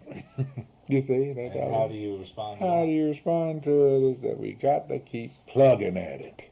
That's, you can't say, well, something's going to come down because we did that once and it didn't come, and that's your credibility. Well, the other thing, though, in addition to services, is what I call etiquette. That to what degree has black elected officials meant a change in the etiquette, racial etiquette, in public meetings or, in commerce and trade, in any kind of social situation, in terms of whites' attitudes or behavior or etiquette vis-a-vis black residents of a given community or county? Well, it has. Where etiquette, where we spend our money, we get etiquette, courtesy and what have you. We get that now. When we go in the city government, we get courtesy. And that's because of the political action. Now, as far as the white guy that we hold no power over, he can call us anything he wants, but who cares? No, I meant, but he won't call you that in a public meeting. He won't call you in a public meeting. First of all, he's afraid you might jump on his head. Before, he had the police, he had all sorts of protection, But now he won't do it because he'll get his behind kicked. And you got some bad black dudes in these towns, and they'll do it, you see. In addition to that, white people have a natural fear of blacks anyway, and that's why they had the police to keep us in our place and everything like that. So they're changing. It's amazing how some changed. You would think God had something to do with it, but it's economics, and a lot of them wanted to do right anyway, but it wasn't socially acceptable to do that. They called nigger lovers, and now we had a lot of mayors to tell us, say, look, I'd like to give you what you want, but y'all don't have enough people on the books. These white folks, I got to live in a white neighborhood, they burn my house down. Now, if you got a court order, Southerners believe in the law. You say, I need that court order. Or the threat of war. I can tell them, say the law, the law is going to say, and they'll comply. We ran into that with HEW, old HEW plans, school desegregation. They were, in a lot of instances, just overlooked the plan, ignored. But when the court order came down, applied law. Now, you're talking about change, and you mentioned, say, Mitchell County as an example where a turnaround has taken place, Southwest Georgia more generally. What other kind of communities come to mind when you're talking about, Washington, significant... Wilkes County, Okay. significance. Well, it's fine, of course. Our NAACP, John McCown was there, but we were there too. Did you try to detach yourself from... Well, I told you the branch of Caldwell is his name, Ernest Caldwell. If you ever get down there, he's a county agent. Yeah. Okay. You know everybody, don't you? Okay. And Ernie was president. Now, he's the one that took John in. John had, according to Ernie, he had patched britches. He bought him some clothes, fed him, gave him a place to stay. And when John became powerful, he wanted to destroy everything. You see, and that's a human tendency. The people that saw you at a certain, and plus the fact Ernie would stand up to him and say, "Look, we're," and so he tried to destroy him. So you're saying Ernie after Flanagan. McCown built up his Empire and got all that money for Echo. the NAACP. Yeah, and then first of all, he ran his man, president, a guy named Jones down there, who worked for him, John. And he's president of the branch, so he controlled the branch. Mm-hmm. John didn't want a structured NAACP. John wanted to do what the heck he wanted to do. Mm-hmm. He was my buddy. I Oh, spent sure. many nights in that guest house down there. Mm-hmm. Had those big dogs running all around. Great Danes. Ran about 4 or 5 of them for protection, And he was my friend, but John wanted to be the boss, and he was the boss. And white people hated him. He had children all over the place, and his white administrative assistant, they said she was a brain. She drew up most of the plans, for the Mm-hmm. to get the money and everything. She had 2 little chocolate babies, twins, and she'd drive them all over the county. People didn't like that too. Didn't like it, but wouldn't touch John. They had radios in all the cars, and they had a system where if anybody's in trouble, you call in and people would come. And Sonny Walker could tell you Okay. things about it. Okay. What was his involvement? He headed up the government agency there Okay. that developed that code. Hard to keep up with Sonny. I mean, Yeah, you know where he is, don't you? He's in 100 Edgewood. Yeah, I know. I mean, He's all over the everywhere. place, We right? get him to speak for us. He's a good speaker, Okay, so if you were to point to communities that have really been transformed, you were talking about. Oh yeah, okay. Now my mind is a Yeah. little better. Madison, Georgia. Okay. Walton, that's Walton County. Walton County. We have Twiggs County up there, and we have Washington, Mm-hmm. Washington Wilkes. We have Washington County. Mm-hmm. That's Sandersville. Okay. Up in that area. Okay, Augusta. Thompson, Georgia. Mhm. McDuffie County, Thompson. Over in, I'm going to work that area Right. first. Sure. Okay, you go over to, let's see, from Sylvania. Sylvania, Mose Cooper Mm-hmm. was mayor there 20 years ago. The little small town down in Sylvania. And over to, of course, Dooley. Vienna, Yeah, Dooley, Diana. Unadilla. Unadilla, and Cordell, down Tifton, Valdosta, over to Moultrie, Mm-hmm. and Brooks County, where T.R. Small is over there in Brooks What's the County. community there in the county? It's Brooks County, Yeah.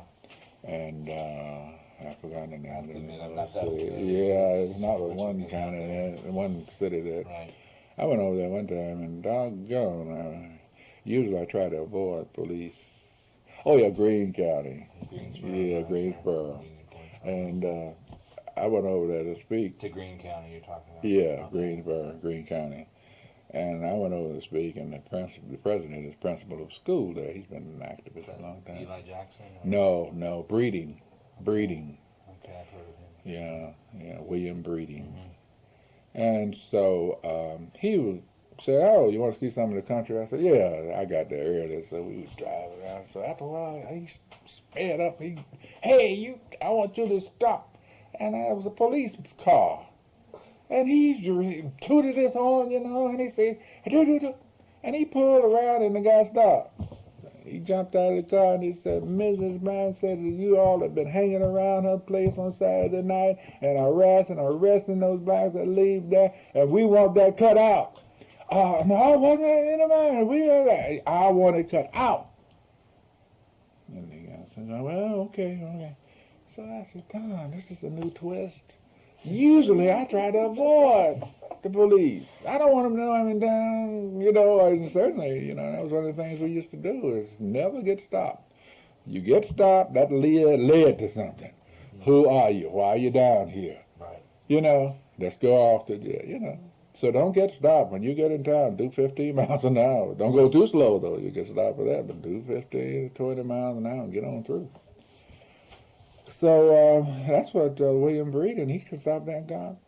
And also, he's principal of one of the elementary schools up there. That's Been amazing. there since '51. And so that let me know that, brother, the work is really paying off when that happened.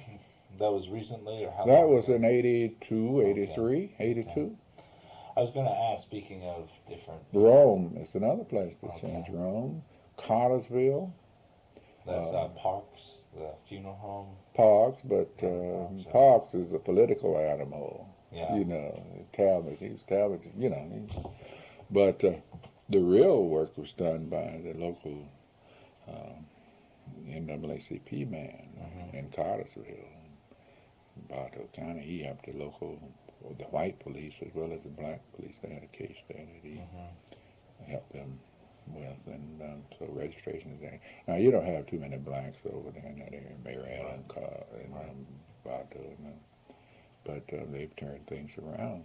I spoke up there about a year ago, and this one little cable or TV outlet, they covered the whole speech. They were there when I got there, and they right as I went, and I didn't lighten up a bit, but the lady did tell me afterwards that I asked her to send me a copy of the tape, and she says, well, it went out. Something's in the camera. And I said, I'll see if I can patch something up for you. I never got it. But see, the president of the branch said, don't hold back because of the cameras there. Said Ozell Sutton spoke up there, and this little channel, they broadcast that, his speech in its entirety, and Andy Young, and all the rest of them, they spoke there, and I spoke. All of a sudden, the camera went bad, because I hit hard. As a matter of fact, it's hard for me to get away from the type of rhetoric I used in the 70s, and that's coming hard on white people, and call them a spade a spade. I was curious... It's still Frank Harris's place, too, Right. I was curious, speaking of the governor, when you came on board here, Mr. Maddox was governor. Right. And I was wondering if you could maybe trace, the relationship with the governor's office through Maddox and Carter and then Busby and Harris. All right. Okay, I'd be happy to do that. It started with Maddox, and we thought of him as being a racist, out-and-out racist, and we said, gosh, I know we're going to get set back. But you went down to the Capitol and you saw a lot of little blacks working. I mean, blacks and clerks and this, that, and the other, Maddox is hiring those people. Then one day we met with him and we told him we needed state troopers. And that was far-fetched, That was a pride. They don't let just anybody in the state troopers, So we told him that. Anyway, he hired the first black. Hightower. I think he's a lieutenant now. He should be a captain. Gosh, that was 20. He hired Hightower. And then I was coming from a rally in Twiggs County one night at 12 o'clock, and there's a little road that's dirt from this church, and I was going, and the main road is here, but I had to go down here to get on the main road. So as I said, we talked some junk that night, you know. You have to do that to let other lie, you know, to motivate the thing. So anyway, this is 12 o'clock at night, and I was trying to get to Macon. That's where I was staying. I didn't stay at Tracy. I was staying in Macon. Save Macon. Can you imagine that? So anyway, there was this car behind me flashing a light, off and on, off and on. I'm going down there, just left the rally speaking, and I'm not stopping. You see, I didn't see a red or green, blue light. So then the horn, toot, toot, toot, toot, toot, toot, toot, toot, lights and everything. So finally I slowed down, and the car came out in front of me, and I saw a North Carolina tag on the car. What is this? Two black guys jumped out, GBI agents, had been covering the meeting. I said, when did y'all come on board? Oh, we've been on a couple of months. I said, gosh, Maddox, I don't know. They were there wanting to tell me something, you know. And I said, Robert Johnson's boy was one of the first ones. Johnson is active at Marietta. He's has the church there, Reverend Robert. He was in school with me too at once. And his son and another guy. And so Maddox fooled us. He had, you know, a lot of rhetoric and racist this, racist that, but I guess it was something like what Nixon said, don't judge by what I say, judge by what I do, you see. And he could do these things because he was known as a racist, so nobody called him a nigger lover, you know. He says, well, it's right. This is only right what I'm doing. He was God-fearing too, you know. This is only right. So the people say, well, Maddox says it's right, I guess it's right. Anyway, Carter came along after that, and he was running against our favorite, Mr. Sanders, Carl. And Carl was a moderate, sort of. Right. You know. So we supported him. And Jimmy, you know, and we didn't think he could get elected anyway.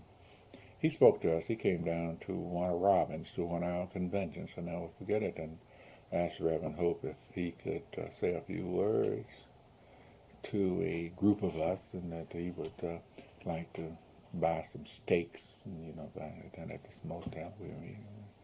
A small group, you know. Okay. So he told us about his plans and everything. He wanted our support. And so he left, and nobody was really enthusiastic about it. First of all, we knew he was from Plains, Georgia, you know, out of America. Right. So we supported Carl, rather. Carl Sanders. Carl lost to Jimmy. And when Jimmy met with, I didn't go to this meeting, but this was shortly. Well, he made this speech during his inauguration, you know, about it's time to change, you know. Sure. So anyway, he met with a group of blacks and told them, I don't owe you anything. She didn't support me, she supported Carl. I said, all right. Said, but I'm going to do what's right, you know. Got mixed feelings about Brother Carter. Carter had a dream to become president then, along with Hamilton, Jordan. And they had a scheme wherein they would, this is a supposition here now on my part, you can't, but I think they had this dream that, first of all, you're coming from rural Georgia, and you look like a cracker, talk like a cracker, you know, and you can really become president of the United States if you could woo the black vote and become known nationally as the new Southern governor. At that time, you had several on the scene. So bumpers and overtime. So anyway, he appointed some blacks to some positions, you know. And we met with him on the highway patrol. We had Hightower, but we wanted more. We told Jimmy that we wanted 29% of the force to be black. That's 29. That's the population there. Right, sure. So in a way, he kind of said okay, but then he went back and didn't do it. And then he denied he said it, that he agreed to that, you know, that type of thing. So I think he took the position that he's going to like you, but he's not going to like you to his detriment. Yes, so we weren't too especially pleased with his when he was governor. Busby. Busby appointed blacks to Supreme Court. Supreme Court. That was the first, you know. Not Supreme Court. No, the state Superior Court. Yeah, Superior Court. Bill Alexander, William Alexander, you know. Horace Ward. Who was Horace? Carter appointed Horace Ward a federal judge. Yeah, okay. Well, Busby might have. Yeah, he might have appointed him to, you know, he was state court, Superior Court, whatever. And Busby had the appearance of being an upstanding person, you know, but he didn't do as much as we wanted him to do. We were concerned with blacks serving on commissions and things, you know, and they just had a token few and didn't have any on some. We did a survey and found out who was where and what. Didn't look good. And Joe Frank? Joe Frank scared us to death. You know, he came from out of nowhere Right. to run. And, With the speaker's. Yeah, the speaker's blessing. And it was a good blessing, too, because the speaker wields a lot of power. You know. So he came to Augusta to speak to us. And he asked, you know, it's amazing how it was. He begged us, you know, to let him speak and everything. His aide, the one that, Purdue, Tom Purdue. So we allowed. At first we said we weren't going to have any of the candidates to speak to us, really. And then if we didn't have all, we certainly couldn't have one. But since he